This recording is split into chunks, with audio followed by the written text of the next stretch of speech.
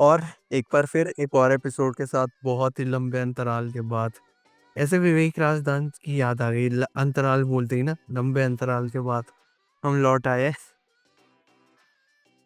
Round the wicket में, around the wicket में।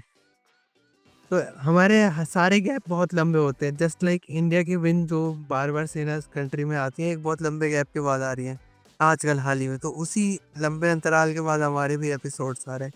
We are quite inspired by Indian team, तो जीत के साथ हम एक एपिसोड लेके आ गए। बिल्कुल बिल्कुल भाई, बिल्कुल जैसे इंडिया जीती हम लोग लेकर गए episode inspired by India will education. हम्म। तो टूटा है काबा का घमंड, चले गए एज बस्टन का घमंड टूटने तक। मतलब अच्छी जर्नी रही है, और जो ट्रांजिशनिंग हमारे कैप्टन वाला रहा है वो तो कुछ ज्यादा ही बेटर लग रहा है अभी के हिसाब से। भले ही क्या बोलते, अब बोला जा रहा है कि काफी ज्यादा फ्लैट ट्रैक्स थे, बट हम डायरेक्ट टॉपिक के अंदर घुस गए। हाँ, हमने बात ही नहीं की। तो हाँ, तो हम एज बस्टर टेस्ट पे बात करेंगे कि कैसे हमने जीता। तो सबसे बड़ा जो हाईलाइट है इस पूरी सीरीज का, वो है एक ट्रांजिशनिंग टीम और उसके साथ एक ट्रांजिशनिंग कैप्टन हमारे पास। तो उस टीम और उस कैप्टन ने थोड़ा ट्रेलर तो दिखाया है कि किस कैसे हम माहौल में जाने वाले हैं, किस तरीके से वो टीम वर्क करने वाली है। बट इसमें जो सबसे अच्छा पॉजिटिव था वो कैप्टन का रहा है, जिस तरीके से ही स्टेप्ड अप। अभी तक उसने 4 इनिंग्स खेले हैं और 3 शतक और एक दोहरा शतक हम देख चुके हैं सेना कंट्री में। हाँ एक्चुअली शुभमन गिल का मतलब पहला तो फ्लैट ट्रैक है तो इट्स एक्चुअली थिंग, बट एक चीज़ ना जो शुभमन ने डिफरेंट की थी वो ये था कि जब इस बार का जो फर्स्ट इनिंग्स थी तो अपने दोस्तों के घर पे 5 ओवर, तो वहाँ पे एक मोमेंट था जो अपना कोलैप्स हुआ था फर्स्ट मैच में। तो वहाँ अगर शुभमन गिल थोड़ा रिस्पॉन्सिबल होकर नहीं खेलता तो इट वॉज बहुत चांसेस थी कि बस 3 रन ऑल आउट हो जाते हैं, अंडर 250 हो जाते। बट वहाँ पे तो उसने रिस्पॉन्सिबल ली कि यार हाँ मैं रिस्पॉन्सिबिलिटीज खेलूंगा, बहुत एकदम हवा में सही शॉट्स खेलूंगा, सारे ग्राउंडेड खेलूंगा। ऑल तो फ्लैट ट्रैक था बट वहाँ पे भी क्या जो प्रेशर रहता है वो रहता है विकेट्स का। जैसे इंग्लैंड के 5 विकेट गिर गए तो उनका आज प्रेशर आ गया, वो निपट गए। वैसे ही जो क्वेश्चन में इंडिया के ऊपर प्रेशर आ चुका था कि यार 5 विकेट गिर गए अब क्या।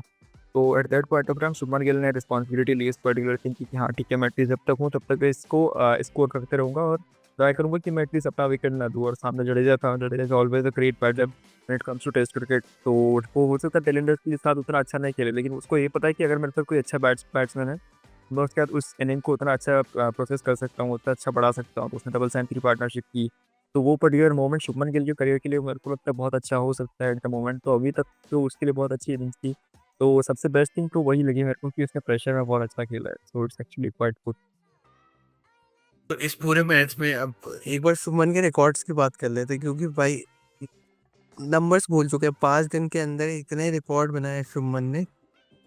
तो सबसे पहले रिकॉर्ड बात करते हैं, टोटल उसने मैच में मारे 430 रन। ठीक है, जो सेकंड हाईएस्ट है किसी भी बैट्समैन का एक पूरे मैच में, जस्ट बिहाइंड ग्राहम वुड्स 456। और वो भी उसने इंडिया के खिलाफ ही मारे थे, जिसमें 333 रन की एक पारी थी और अगले इनिंग में 123 रन। तो एक वो था। और he just the only the second captain as well ना, जिसने एक इनिंग में 200 और एक में 100 मारा है बस। कुछ और एक मैं तो नहीं नहीं लाइक हम कुछ was to was a captain. हाँ, तो ये सिर्फ दूसरा ही है मेरे ख्याल से, इसलिए ब्राह्म गुज के अलावा 200 और 100 मारने वाला। हम्म। हाँ। उसके बाद अरे उसके बाद उसने दो, शुभमन गिल ने सिर्फ 2 मैच में 585 रन बना दिए, which is second highest aggregate in first 2 matches of a series. Gram Smith ने बनाए थे 621 इंग्लैंड में 2003 में, इंग्लैंड के खिलाफ ही, वो भी इंग्लैंड के खिलाफ ही था। उसके बाद इसकी फर्स्ट सीरीज जीत गया था। ये तो और अच्छी बात है भाई, फिर joining the stars. 269 run Gill Gill ने जो 269 रन मारे पहली पारी में, वो सबसे ज्यादा स्कोर है एक इंडियन कैप्टन का, which belong to Virat Kohli 254 run.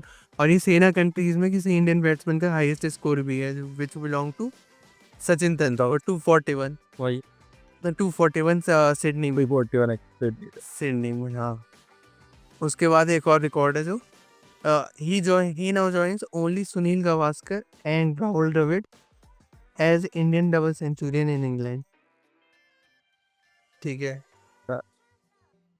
उसके बहुत रिकॉर्ड आप। एक्चुअली काफी ज्यादा डिफरेंट भाई, बर्मिंघम में टेस्ट वाला इकलौता टेस्ट कैप्टन बना है। आप बताने वाला पहला है ना। 400 बनाने में पहले क्या था। कभी रिकॉर्ड्स तो काफ़ी है, लाइक आकाशदीप ने आज 10 विकेट लिए, तो बर्मिंघम में 10 विकेट लेने वाला दूसरा ही इंडियन इंडियन बॉलर आगे। और नहीं, इवन मैं एक स्टैट पढ़ रहा था कि आई गेस ये किसी भी इंडियन का 2018 के बाद पहला 10 फॉर है टेस्ट में। अगर उसका मेरे को एक फिल्टर याद नहीं आ रहा है, इफ इट इज आउटसाइड एक और सन ऑफ चलिए, हाँ इट वाज 2018 में उमेश यादव ने लिए थे हैदराबाद टेस्ट में, तो it was in India, it was actually quite big accomplishment, और इससे लियो सेना कंट्री। और हम मतलब ये कितना वो मेरे को बहुत वियर्ड फैक्ट लगा, क्योंकि हम काफ़ी सालों से इसी बात पे बहुत चेस्ट बीटिंग कर रहे हैं अपनी कि हमारे पास इतने अच्छे पेसर्स हैं जो पूरा मैच जिता देते हैं, और वो एक प्लेयर 10 विकेट इतने टाइम बाद बना रहा है। या तो इसके दो पहलू होंगे कि हमारे सारे बॉलर्स इतना अच्छा कर रहे थे कि ये कोई बॉलर 10 पर ले ही नहीं पा रहा था, तो या फिर यही था। हाँ, एग्जैक्ट यही पहलू था, क्योंकि नॉर्मली अपने पास उस टाइम पे जो इस पर्टिकुलर पीरियड में बॉलर्स थे वो उमेश यादव को काउंट करके, तो बुमराह, ईशांत शर्मा, शमी, भुवनेश्वर कुमार, ये सारे बॉलर्स थे जो कंटिन्यूसली अच्छा बॉलिंग कर रहे थे। लाइक अगर बुमराह किसी मैच में 5 विकेट ले जा रहा है, तो वो दूसरे एंड पे शमी भी 5 विकेट ले जा रहा है, मतलब जो दूसरे एंड से ले जा रहा है तो 4 विकेट ले जा रहा है, तो ईशांत बाकी की विकेट ले जा रहा है, तो इट वाज लाइक क्वाइट एक पार्टनरशिप वाले विकेट्स थे। और अभी की मैचेस, अभी इस पर्टिकुलर मैच की बात करूँ तो लाइक सिराज और आकाशदीप के अलावा नथिंग, बॉलिंग में कुछ भी नहीं था। इट वाज 3 ही विकेट, आपके पास 4 बॉलर्स थे, लाइक सुंदर, जडेजा, नीतीश कुमार रेड्डी और प्रसिद्ध कृष्णा, चारों ने मिलके 3 विकेट लिए। तो फिर मतलब लाइक जडेजा को मिल गया है, सुंदर एंड प्रसिद्ध कृष्णा, तो वो सब मारने वाले शॉट, बाकी सारे विकेट जडेजा, सिराज और आकाशदीप ने ही लिए। तो like that's two man effort था। और जो बाकी वो 3 विकेट भी आए तो वो 5वें दिन की पिच पे आए, जो पिच से हमें बहुत मदद मिलती है ऑब्वियसली। और जो जिस दिन डेड पिचेस थी उस दिन सिराज और उन्होंने जो स्किल दिखाई वो सारी जो पढ़ के अंदर आने वाली गेंद थी। हैरी ब्रूक तो एक ही तरीके से दोनों इनिंग्स में एक ही तरीके से आउट हुए, सेम रिएक्शन। बिल्कुल, और वो जो रूट को तो बॉल डाली थी वो तो प्रॉपर कमिंस लेवल स्टंप था, जो कमिंस नहीं है रूट को बॉल से रहता है, जिस तरीके से एकदम प्रॉपर मिडिल स्टंप पर डालूंगा, एक आउट स्विंगर डाली खाली की थी, आउट स्विंगर वो जाएगा बैकफुट पे एकदम पंच करने के लिए, और ऑफ स्टंप को क्लिप करके निकल जाएगी, तो वैसे ही बोल आकाश ने थोड़ा पुल रखा, वैसे ही ये बाहर निकली और घंटा बाहर। तो it was quite classic Root जिसमें मिलता है, वो जो नॉर्मली कास्ट है जहाँ पे थोड़ी सी हरकत करती है रूट ऐसी। और यहाँ पे तो मेरे ख्याल से कर भी नहीं रही थी ऐसी कोई हरकत ही सिराज, और मतलब कुछ हद तक सिराज और बहुत हद तक आकाशदीप के अलावा कोई ऐसा बॉलर नहीं था जिसने बहुत ही ज्यादा स्विंग कराई हो। आई गेस वो छोटा सा टाइम पीरियड था जिसमें करुण नायर और केएल राहुल जो एक ही तरीके से बोल्ड हुए थे। ब्राइडन कार्स था आई गेस बॉलर। वो वाला एक छोटा पीरियड था जिसमें हल्की मदद मिली थी, उसके अलावा तो पूरे मैच में कहीं नहीं मिली थी इतनी मदद। हाँ कि वो गार्डन कार्ड्स वाला भी सीन ऐसा था कि उस टाइम ओवरकास्ट कंडीशन बहुत आ चुकी थी, बादल काफ़ी हो रहे थे, और इंटरनेट में नॉर्मली यही होता है कि जब बहुत ज़्यादा बादल होंगे तो पिच भले कैसा भी हो, भले तुम एकदम मुल्तान का विकेट दे दो, अगर गाँव में बादल है ना तो वो बॉल मूव करेगा, वो शाइनी शाइड की तरह मूव करेगा। और वही ब्राइडन कार्ड्स वाले जो फेस था उस पर्टिकुलर फेस में जहाँ पे करुण नायर स्लिप में आउट हुआ था, और आई थिंक कॉट बिहाइंड हुआ था, और जो राहुल बोल्ड हुआ था, तो वो उसी सियारे में हुआ था, वहाँ पे स्विंग बहुत अच्छी हुई थी। और बाकी आकाशदीप वाज़ लाइक कि जब वो ये अपना रेन ब्रेक के बाद जस्ट बाद आए थे, तो उस टाइम भी वो बॉल हल्का सा उसी पर्टिकुलर कंडीशन की वजह से मूव कर रही थी। ऑल्सो आकाशदीप और सिराज ने न्यू बॉल का बहुत अच्छा इफेक्टिव यूज़ किया, क्योंकि फर्स्ट इनिंग में तो सारे विकेट्स न्यू बॉल से ही आए थे, और सेकंड इनिंग में अपन ने स्टार्टिंग के 3 विकेट्स न्यू बॉल से निपटा दिए थे, तो एक्चुअली गुड। तो न्यू बॉल के अपने विकेट्स थे वो अपन ने बहुत इफेक्टिवली यूज़ किए। और वहीं अगर इंग्लिश बॉलर्स की बात करें तो वहाँ पे वोक्स ने अच्छी बॉलिंग की थी, बट अपने ओपनर्स और जो वन डाउन बैटर्स थे उन्हें एक पेस निकाल दिया था। बस गिल का दोनों ही इनिंग्स में जो एंट्री पॉइंट था, एक 95 पे 2 था और एक 96 पे 2 था, which is actually quite a good pace, like 22-23 over बाद आपको बैटिंग मिल रही है। वो वहाँ पर आप एक अच्छा एक वो आपका बॉल ट्विटर जो पुरानी हो चुकी है, आप स्कोर कर सकते हो आप। इस पर्टिकुलर पेस में पुरानी गेंद से ही रन बने थे, लाइक फर्स्ट इनिंग में इंग्लैंड से भी हैरी ब्रूक और जेमी स्मिथ ने कंप्लीटली पुरानी बॉल से ही स्कोर किया, तो नहीं बोला वो दोनों एक आउट हो गया था, एक के सामने सारे विकेट गिर गए। और मतलब एक और स्टेट है कि एजबस्टन टेस्ट में पूरे 1692 टूटना है, अब एक्स्ट्रास वगैरह सब कुछ उठा के। जो इसका सेकंड इसी मैदान पे जो सेकंड बेस्ट है वो 1300 प्लस रन का है, 1300 समथिंग रन। तो एक ही बार में 300 रन का डिफरेंस है, मतलब इतनी फ्लैट पिच थी। और क्या ये टैक्टिक्स टैक्टिक्स बदलेगी अगले मैच में? बिल्कुल, अब ये तो बहुत इम्पोर्टेंट है कि बेसबॉल का जो अप्रोच है exactly Brent Colt, Nathan McCullum, captain Ben Stokes किस अप्रोच के साथ जाते हैं, लाइक क्या सोचते हैं। फ्लैट पिच तो है भाई, इंडिया ने अपने टेस्ट इतिहास में कभी 1000 रन नहीं बनाए थे एक पूरे टेस्ट मैच, और वो भी बन गए 587, 427, लाइक मतलब फ्लैट पिच से लेट्स अगर टॉक अबाउट फ्लैट पिच की, मतलब कितनी ज़्यादा फ्लैट थी। कि इंडिया ने फर्स्ट टेस्ट मैच में लाइक 370 ऑड का टारगेट किया था और वहाँ भी इतना सेफ नहीं था, क्षेत्र में बहुत इजीली चीज़ हो गया था। तो इंडिया का जो फोर्थ डे का था, वो डिक्लेरेशन इसीलिए बस डिले हो रहा था क्योंकि वो एक कंजर्वेटिव अप्रोच आ गया था दिमाग में कि यार हम कहीं 500 पे भी हार ना जाए, कहीं 550 पे भी हार ना जाए। वो what was that particular thing in mind कि हाँ ठीक है, ये हो सकता है कि यार हाँ, तो हमको 600 एक सेफ स्कोर लगा उनको। एंड 600 से भी ज़्यादा उनको पर्टिकुलर थिंग ये लगी कि हम उनको कितना ओवर्स दे रहे हैं खेलने के लिए। बस अगर आज के बारिश के ओवर्स ना काउंट करें, तो इंग्लैंड के पास ऑलमोस्ट 106 ओवर्स थे। तो 106 ओवर्स में देवर लाइक कि इंडिया इज़ कॉन्फिडेंट कि हाँ, हम लोग 6 ओवर में एटलीस्ट 600 तो नहीं बनने देंगे। It was like almost 6 runs पर ओवर। तो इंडिया इतने कॉन्फिडेंट थी कि हाँ, अगर 2 नई बॉल आ जाएगी तो हम एटलीस्ट वो 20-20 ओवर के, वो 40 ओवर के स्टार्टिंग के पेस निकाल देंगे जिसमें हम एटलीस्ट रन नहीं देंगे फालतू के। तो बस इकलौती चीज़ वो कॉन्फिडेंस थी। तो अगर एक एक टीम अप्रोच इस माइंडसेट जारी थर्ड इनिंग में कि यार आपको फोर्थ इनिंग में भी 608 का टारगेट देना, तो कहीं न कहीं एक फ्लैटेस्ट ऑफ डेक्स है जो पिछले 15-20 साल में शायद कभी देखी नहीं गई है इंग्लैंड में, तो वो अभी देखने को मिली थी। तो फ्लैट ट्रैक्स पे था और अगेन अबाउट कि क्या चेंज होगी, तो बेसबॉल नॉर्मली जब से स्टार्ट हुआ है 22 में न्यूजीलैंड सीरीज़ के बाद से, तो तब से उन लोगों ने कभी सोचा नहीं कि हम लोग एकदम वो पिच चेंज कर दें, कहीं भी 1-2 हार। तो उन्होंने ऑस्ट्रेलिया के खिलाफ भी मैचेस हारे। जो लास्ट एशेज़ हुई थी इंग्लैंड में, तब ऑस्ट्रेलिया ने 2 टेस्ट मैचेस जीते हुए। Still they didn't change the pitch, या फिर उन्होंने बिल्कुल मैंने सोचा भी नहीं था कि हम लोग यहाँ ग्रीन टेक लेके आ जाए यार वो। तो आई डोंट थिंक सो कि वो उतना मैटर करेगा उनके लिए, कि अगर वो सोच रहे ऑस्ट्रेलिया से team, Australia is actually stronger in 2023 as compared to India. तो मुझे नहीं लगता कि अगर ऑस्ट्रेलिया के सामने उन लोगों ने पिच चेंज करने का नहीं सोचा, तो वो फिर यहाँ पर अब इंडिया के सामने क्यों होंगे? ऑल्सो उनके दिमाग में ये ज़रूर रहेगा कि इंडिया के जो बैटर्स थे वो इंग्लैंड के बैटर्स से बहुत ज़्यादा लाइक बेटर है। क्योंकि लाइक इंग्लैंड की अगर मैं पर्टिकुलर बात करें तो लाइक कौन है, मतलब स्टार्टिंग का भी सब Ben Duckett, Zak Crawley, like one match wonder से, मतलब बहुत टाइम बाद से एक मैच खेल देंगे। जो रूट इज़ द वन जो अच्छा खासा खेल सकता है। ओली पॉप का भी वही वाला सीन है, एक मैच में खेल लिया सीरीज़ की, अब उसको लाइक पता नहीं कब आएगा उसका रन। उसके बाद Harry Brook is actually a good batter, जब ने अच्छा परफॉर्म किया और वो अच्छा एक बैटर है। इसके अलावा बेन स्टोक्स भी एक मैच कोई सा आ जाएगा जहाँ पे लग रहा हो कि बहुत प्रेशर कंडीशन है, तो वो एक मैच प्ले हो पाएगा। बेस्टो तो नहीं है, बेस्टो टीम में नहीं है ना। बेन बेन स्टोक्स, हाँ एक मैच वही वन वन। एक्स1, तो उसका वही है कि मतलब एक आधा मैच जहाँ पे लग रहा है कि बहुत प्रेशर आई है, तो वो इकलौती चीज़ है कि ये सारे एक-एक मैच वाला सिनेरियो, लेकिन जो कंसिस्टेंट है तो यही है अपना हैरी ब्रूक्स, जो रूट और जेमी स्मिथ। भाई, और वहीं अगर अपन इंडिया की बात करें तो इंडिया के पास like Yashasvi Jaiswal, good in form batter, Shubman Gill in form, flat decks में गई तो उससे बेटर बैट्समैन अभी तो नहीं है पर्टिकुलर प्लेइंग 11 में।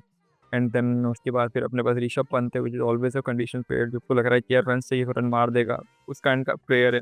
इनके अलावा भी जो प्लेयर लाइक राहुल है, is always a good player, open कर रहा है। तो आज भी इस बार वाली भी सेकंड टेस्ट था उसकी, सेकंड टेस्ट की सेकंड इनिंग में उसने बहुत क्रूशियल 50 बनाई थी। करुण नायर अगर हो सकता है उसको कोई एक और चांस मिल जाए, तो वो भी एक अच्छा प्लेयर है। तो होप कि वो थोड़ा-सा बेटर खेल जाए। इसके अलावा होती है जडेजा ये एग्ज़ैक्टली, जडेजा इन सबसे बेटर बैटर है। लाइक अगर जडेजा ढंग से बैटिंग करने पे आता है तो वो करुण नायर से बेहतर परफ़ॉर्म करके देगा। वो लाइक राहुल से बेहतर स्कोर करके देगा। टेक्निकली राहुल बेटर है, बट राहुल से ज़्यादा स्कोर करके देगा और कई बार तो जायसवाल से ज़्यादा स्कोर करके दे सकता है। उसके पास वो एबिलिटी है कि वो बहुत अच्छा स्कोर कर सकता है। इनके अलावा हो सकता है Nitish Kumar Reddy I guess change हो जाए अगले मैचेस में। तो what I am trying to say is कि जो इंडिया की बैटिंग है वो इंग्लैंड के मुकाबले कहीं ज़्यादा बेटर है। तो ये इनके दिमाग में ज़रूर रहेगा कि ये क्या चाह रहे हैं कि नहीं। बट लेट्स सी, अगर मुझे लगता है जो अगर पिच चेंज होगी, तो बेसिकली बॉलर्स पर ही डिपेंडेंट होगी कि इंग्लैंड के पास किस तरीके के बॉलर्स हैं। इसके अलावा आई डोंट थिंक कि वो कुछ भी पिच चेंज हो।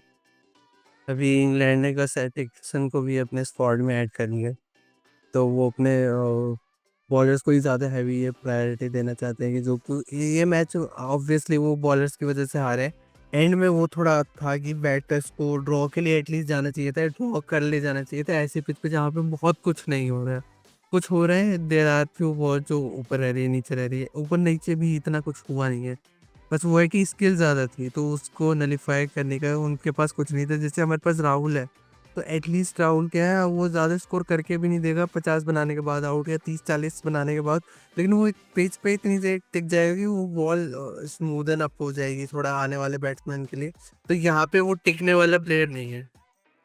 हाँ, एग्ज़ैक्टली, वो बिल्कुल सिनेरियो है कि रूट भी लाइक जब तक बेसबॉल नहीं आया था अप्रोच, तब तक रूट भी बहुत एक उसी तरह का बैटर था जिस तरह का राहुल अभी है।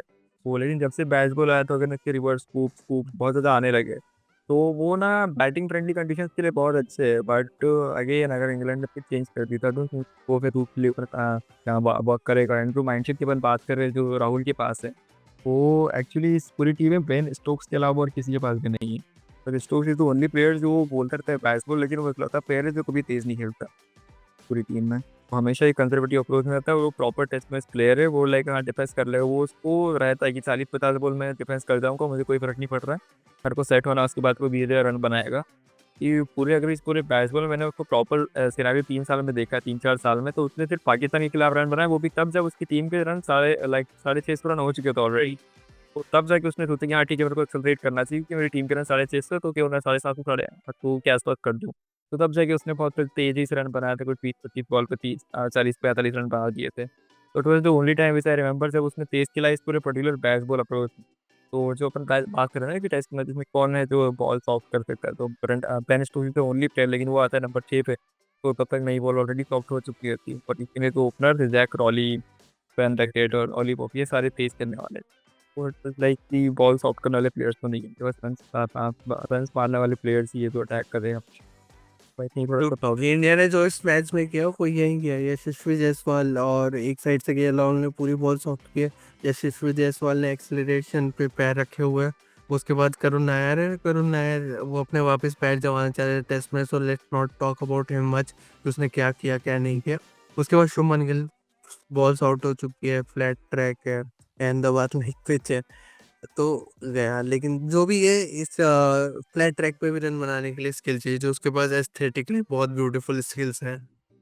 नहीं एक्चुअली टेक्निकली बहुत साउंड प्लेयर है। वही वही जो अपन ने बात की ना कि लाइक शुभमन ने बिल्कुल 260 रन मारे थे, बट बहुत क्रूशियल क्या था कि वो जो प्रेशर कंडीशन थी, तो कई बार ना प्रेशर कंडीशंस में इंसान कितनी ऐसे टेक्निकली साउंड बैटर हो, बट वो बिखर जाता है। वो ट्राई करता है तो ठीक है और स्कोर करने का ट्राई करो, हो सकता है 300 साढ़े 300 होता है, but that was the most important phase जब 211 में 5 हो गए थे, ऋषभ पंत आउट हो चुका था, वहाँ पे जडेजा आया था, ऋषभ शेट्टी भी 5वें विकेट आउट हो गया था, तो वहाँ पे बहुत इंपॉर्टेंट था कि आप किस तरीके से खेलेगा।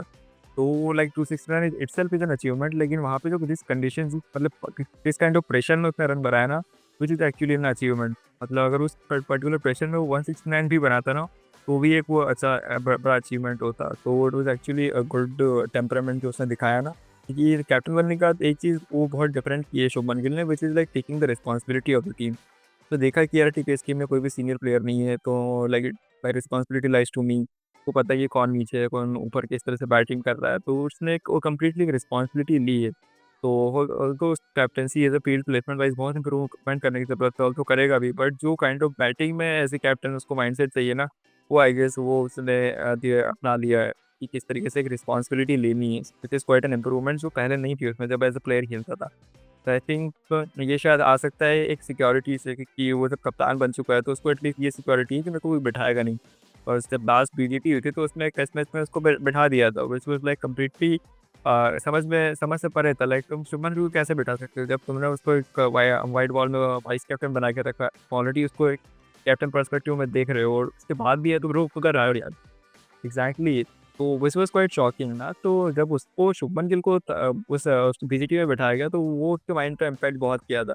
लाइक मान लो किसी प्लेयर को आप बिठाते हो ना तो उसकी जो लाइक डिस्कशंस होती है ना वो ड्रेसिंग रूम में ऑलरेडी चल रही होती है, लाइक कि उसे बोला जाता है कि like this is your last chance, you have to improve in this और you have to perform in this. तो हो सकता है कि शुभमन को उस पूरी सीरीज़ में बोला गया कि आपको इस सीरीज़ में इस तरीके से परफॉर्म करके देना है। वो उसके दिमाग में चढ़ गया हो कि अरे यार मेरे को अगर परफॉर्म नहीं किया तो मैं तो बिल्कुल बाहर हो जाऊँगा। और इवेंचुअली जब 2 टेस्ट में नहीं किया तो थर्ड में उसको बाहर कर दिया। तो it is actually a setback to him कि लाइक अच्छा हाँ, ऐसे भी हो सकता है।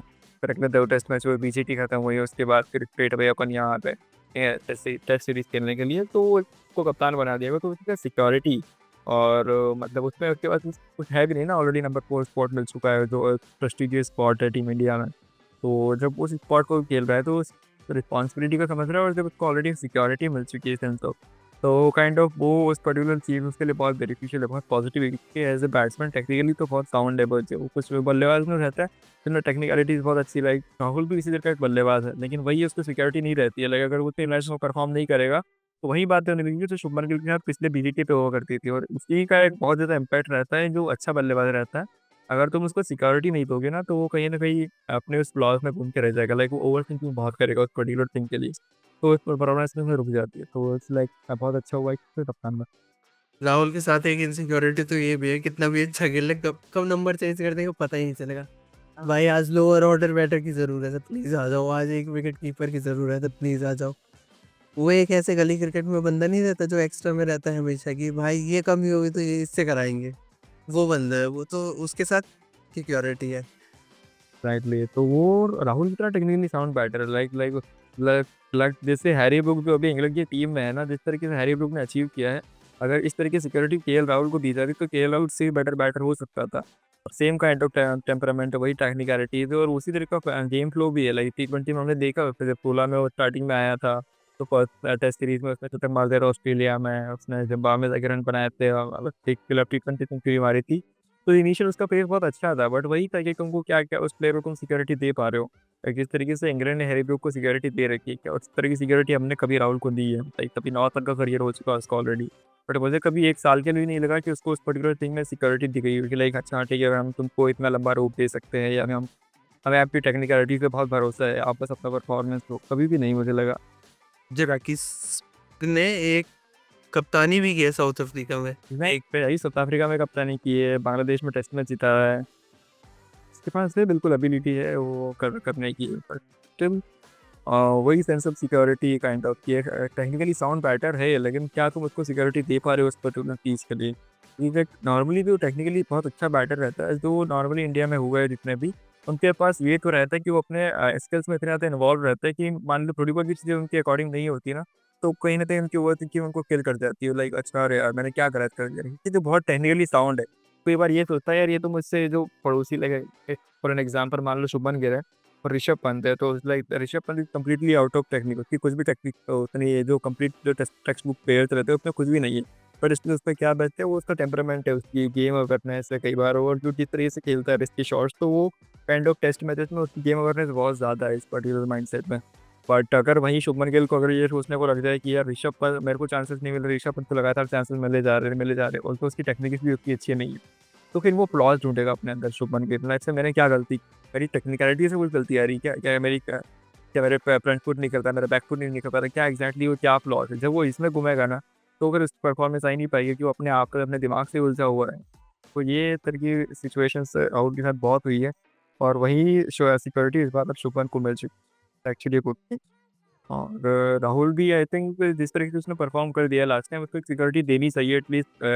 ये रहना चाहिए कि यार you are a good player to us, you are a good asset to us, हम आपको एटलीस्ट 2 या इस पर्टिकुलर साइकिल में तो हम आपके ऑप्शंस देख ही नहीं रहे। जिस तरह जब उसको एक पर्टिकुलर ये मैसेज जाएगा या किसी तरह से ऑफिशियली उससे बोला जाएगा, तो आई थिंक उसका भी परफ़ॉर्मेंस उसी तरफ से आ सकता है। अगर अब ऑफिशियली कन्वे हो रही है या नहीं हो रही है बात, लेकिन इनडायरेक्टली तो हमारे पास अभी उसके अलावा कोई ऑप्शन नहीं है, सिंस वो अच्छा भी कर रहा है। तो मतलब ऑप्शन है, लेकिन वही पर्टिकुलरली बेस्ट ऑप्शन है क्योंकि he is senior in the team as well. वो कल्चर को समझता है, वो टीम को आगे कैसे ले जाना है। वो एक ग्रुप का पार्ट रह चुका है जहाँ पे उसे एज अ कैप्टन के लिए भी ग्रूम किया जा रहा था। साउथ अफ्रीका और बांग्लादेश को कैप्टनसी करना मतलब he was groomed as a captain, तो वो शुभमन को वहाँ पे हेल्प भी कर सकते हैं। और उसके अलावा जडेजा ही है इतना सीनियर जो टीम में उस तरीके से एक सीनियर लेवल पे रह सकते हैं। बाकी तो उसके बाद शुभमन ही खुद ही इतना सीनियर है, ऋषभ पंत, अगर Jasprit Bumrah, sorry not to forget Jasprit Bumrah. तो मेरे ख्याल से कहना ना कहना वो एक अलग बात है, लेकिन अब एक है ना उसके पास भी सिक्योरिटी की, वो टीम में है, सीनियर है, तो वो है अभी, उसको एक लंबी रोप दी जाएगी। हालांकि गौतम गंभीर हैरा में कुछ कह नहीं सकते। साई सुदर्शन के लिए सेम सेम बात कही गई थी कि हम एक ही मैच में किसी को जज नहीं करेंगे, और उसे ड्रॉप कर दिया गया, तो फिर पहले मैच के बाद ही।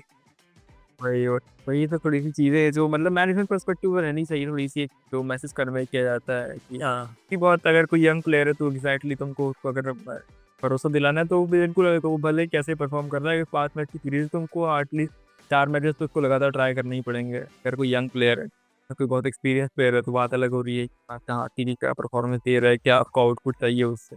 तो डिफरेंट सिनारियोज़ रहते हैं, बट अगर आप एक यंग प्लेयर की बात कर रहे हो तो और आपको आप उस पे भरोसा दिखा रहे हो कि हाँ, ठीक है तुम अच्छे प्लेयर हो, तुमको डेब्यू भी दे रहे हो फर्स्ट मैच में। और जो एक्चुअली सेकंड इनिंग में अच्छा खासा इनिंग खेल रही थी अपने लास्ट बॉल, जो सेकंड इनिंग्स की इनिंग थी it was 30 but it was a good 30 already लंबे बॉल पे एग्जैक्टली, तो अगर उसको रोक दी जाती तो वो अच्छा करता है। बट अगेन जो आई थिंक अनदर इज जो टेक्निकली बहुत साउंड प्लेयर है, लाइक काइंड ऑफ वो लेफ्ट हैंड का शुभमन गिल है, इस तरीके की टेक्निकल एबिलिटीज है उसके पास। उस तरीके के अगर प्लेयर को तुम अगेन जो अपन सीएम अभी डिस्कस किया कि उस तरीके को प्लेयर को अगर तुम इनसिक्योरिटी दो फिर, वो भी 23 साल की एज में कि यार अगर तुम एक मैच परफॉर्म नहीं करोगे तो तुम्हारे साथ तुम्हें बाहर कर दिया जाएगा even after you scored a 30 good 30, तो एक वो डाउट्स क्रिएट होंगे like exactly is the issue कि मैं क्या इतना खराब कर रहा हूँ कि यार मेरी जगह तुम लोग सुंदर को ले ले रहे हो, नीतीश रेड्डी को ले ले रहे हो।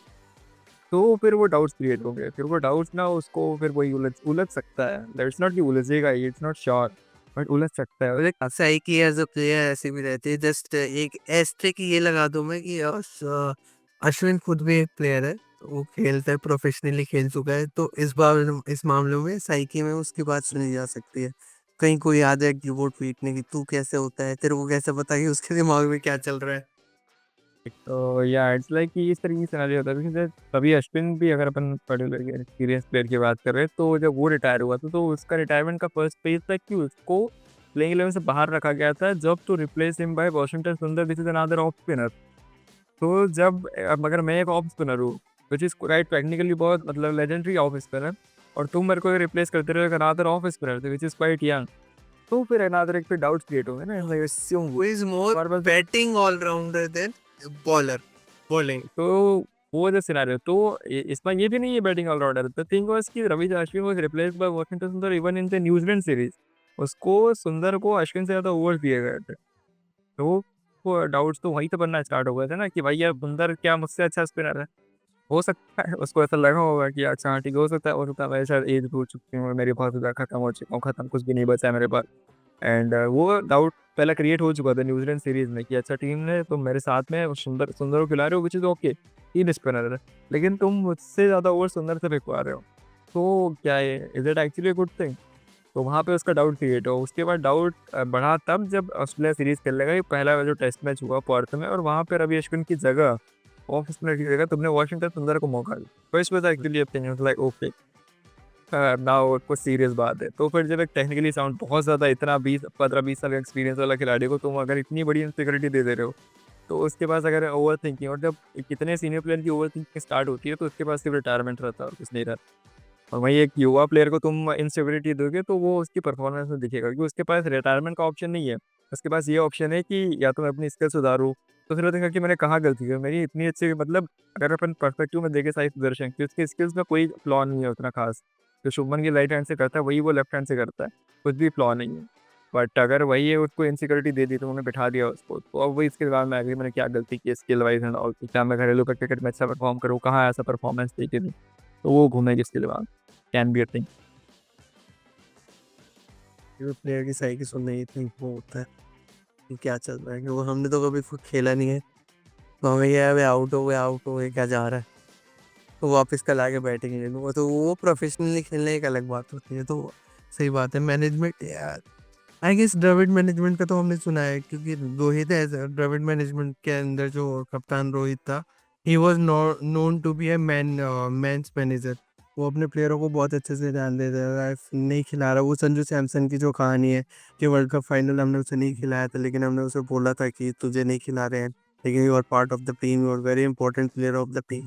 तो वो कैसे कन्वे किया जा रहा है, तो आई गेस शुभमन गिल इससे सीख सकता है, कैन या बी मैन मैनेजर।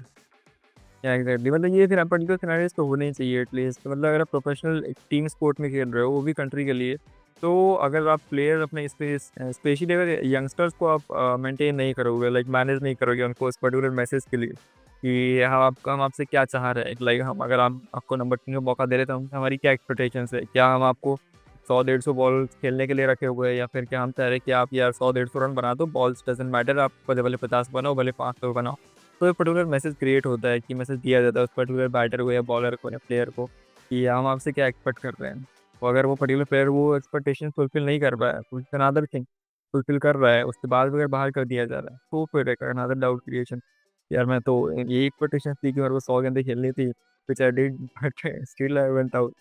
तो वही एग्जैक्टली कि मतलब अगर मैसेज दे रहे हो और वही कर रहे हो, तो फिर एक फिर भाई मेरे फिर भले आप बैठा दोगे, लाइक आपने बोला था कि अब मेरे को 200 गेंदें खेलनी है बट आई डिडंट प्ले, फिर मेरे को बैठा दिया, ठीक है अंडरस्टूड, मैं समझ गया कि अगली बार मेरे को 200 बॉल खेलने के लिए बोला गया तो मैं इतनी बॉल एटलीस्ट खेलूंगा। लेकिन अगर आप बोल रहे हो कि यार आपको 100 गेंद खेलनी थी, आपने 100 खेल भी ली, उसके बाद भी आपको बैठा दिया, तो फिर डाउट क्रिएट हो सकता है। बस टीम और न्यूट्रल पर्सपेक्टिव में जो सिनेरियो था, साई सुदर्शन जो एक्सपेक्टेशन थी वो फर्स्ट इनिंग में ठीक है आउट हो गया 0 पर, लेकिन सेकंड इनिंग्स में जो एक्सपेक्टेशन थी वो उसने एक्चुअली फुलफिल की थी, इसलिए वो बाहर हुआ। तो it could be been doubt creating thing. Let's see के मैनेजमेंट किस तरीके से मैसेज देता है उसे। तो आई गेस मतलब इस टेस्ट पे हमारी काफ़ी अच्छी खासी चर्चा हो गई। Do you want to add something? हाँ, तो कुछ नहीं, नेक्स्ट टेस्ट में तो लॉर्ड्स टेस्ट में तो अपने भी प्लेइंग 11 बता दे, क्या लग रहा है तेरे को प्लेइंग 11 में? मैं पता है क्या सोच रहा था? मैं सोच रहा था कि मैं तेरे को 9 तारीख को वापस परेशान करूँगा एक पॉडकास्ट के लिए, जहाँ पे हम प्रीव्यू के बारे में पूरी बात करेंगे। ज़रूर, ज़रूर। ठीक है, ज़रूर इस पे हम बात करेंगे। But just in case like perspective, because जो मेरे को लग रहा है लॉर्ड्स की जो पिच रहती है बहुत न्यूट्रल रहती है। तो इट्स लाइक कि वो ना इंग्लैंड के हिसाब से पिच बनती नहीं नॉर्मली। इसलिए वो बोल दे कि हम हमको बैटिंग पिच चाहिए, but Lord's is a venue जहाँ पे इंग्लैंड की उतनी सुनी नहीं जाती। तो वो बहुत न्यूट्रल पिच रहती है, ऑल्सो उतनी ग्रीन नहीं रहेगी, पर बहुत न्यूट्रल पिच रहने वाली है। Keeping that in mind, neutral in the sense कि वहाँ पे थोड़ी-सी ग्रीन घास रहने वाली है। तो उसके अकॉर्डिंग तेरे को लगता है कुछ चेंजेस होंगे कि टीम इंडिया? टीम इंडिया में सबसे पहले चेंज तो ये होना चाहिए कि Nitish Kumar Reddy should go out of the team, not because of his skill और समथिंग कुछ लैक कर रहा है, बट बिकॉज कि हमें उसकी ज़रूरत नहीं है। हमारे पास बैटिंग डेप्थ बहुत है। We want bowler. एक मैच में तो हम आउट ऑफ वंडर 2 बॉलर्स के भरोसे जीत सकते हैं, लेकिन हर मैच हम out of wonder Siraj, Bumrah एक लौते या फिर सिर्फ 2 बॉलर्स पे टिके नहीं रह सकते। हमें ये एज़ ए यूनिट परफ़ॉर्म करने की ज़रूरत है, तो मेरे ख़्याल से उसको बाहर जाना चाहिए। आकाशदीप तो आना ही आकाशदीप, बुमराह, सिराज ये हमारे 3 पेसर हो गए और चौथे के रूप में हम शार्दुल को थोड़ा बहुत ट्राई कर सकते हैं, क्योंकि मुझे अभी भी लगता है कि वो अच्छा स्विंग कर सकता है और ज़रूरत पड़ने पे वो 20, 30, 40 रन निकाल सकता है। हो सकता है कभी उसका दिन ना चले, लेकिन वो एज़ अ बैटर तो गैम्बल ही है। But as a bowler I guess उसके पास वो स्विंग कैपेबिलिटीज़ है।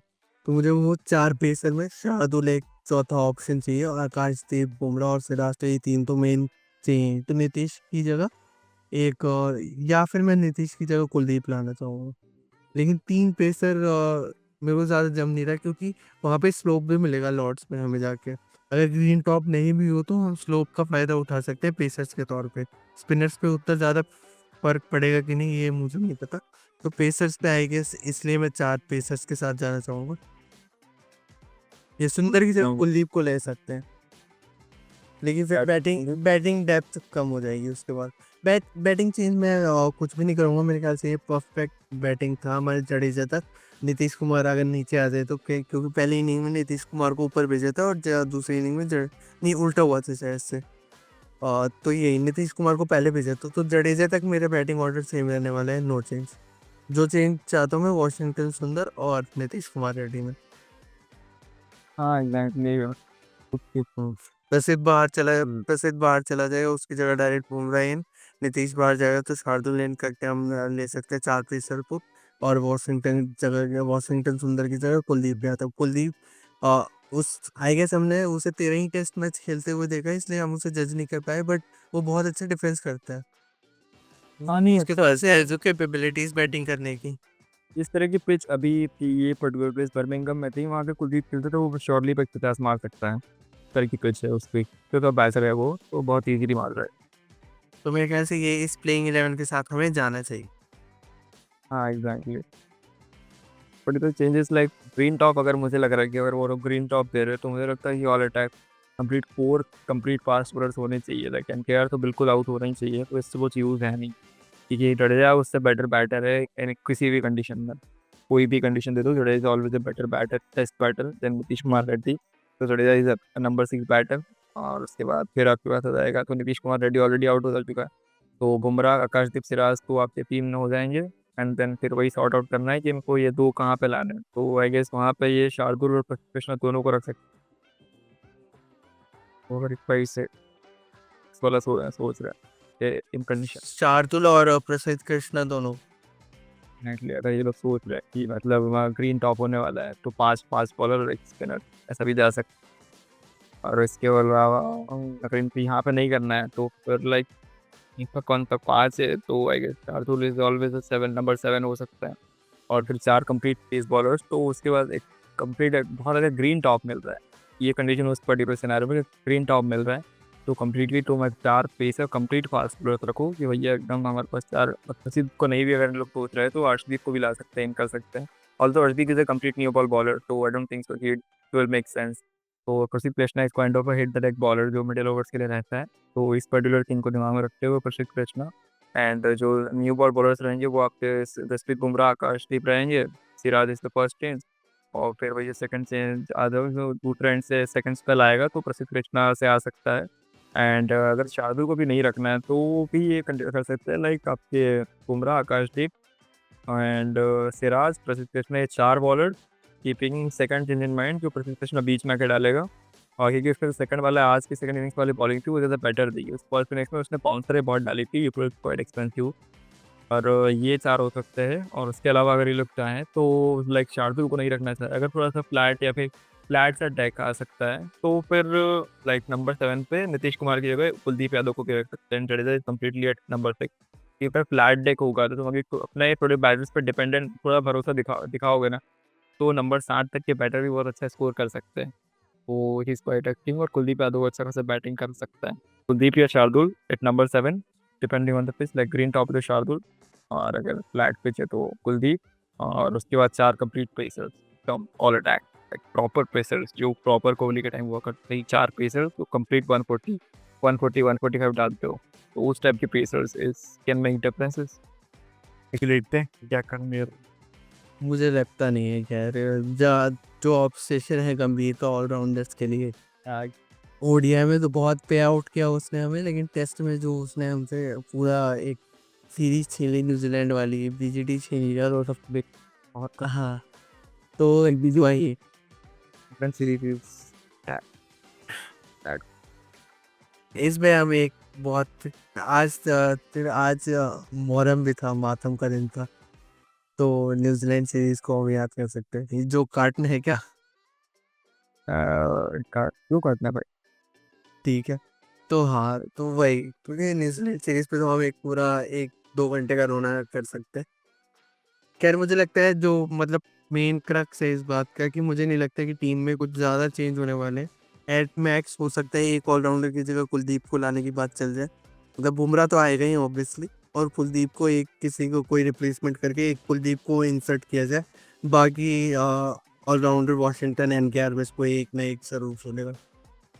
हाँ एग्जैक्टली, तो चांसेस बढ़ जाएंगे और इनको, हाँ बैटिंग डेप्थ मतलब इनको जैसे कि 2011 में 5 हो गए थे तो इनका ना वो फर्म कर दिया है कि यार हमारे बैटर कुछ कर ही नहीं सकते। उनको लगता है कि यार हमारे टोटल बैटर में जडेजा सुंदर अगर है तो हम स्कोर कर सकते हैं, अगर नहीं है तो हम नहीं कर पाएंगे।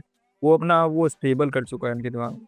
वो लेट्स से लोग वही अगेन नंबर 8 पे बैटिंग की ढूंढेंगे, तो देखते हैं क्या अप्रोच रहेगा। क्या होता, तो फिर ये हमारे आज का एपिसोड यहाँ पे समाप्त होता है। हम जल्दी एक और नया एपिसोड लाने की कोशिश करें, जैसे मैंने बोला कि मैं अश्विन को वापस प्रीव्यू के लिए परेशान करूँगा। कंटिन्यू करेंगे हम पॉडकास्ट, बिल्कुल अश्विन। बिल्कुल भाई बिल्कुल। चलो बाय। Bye bye.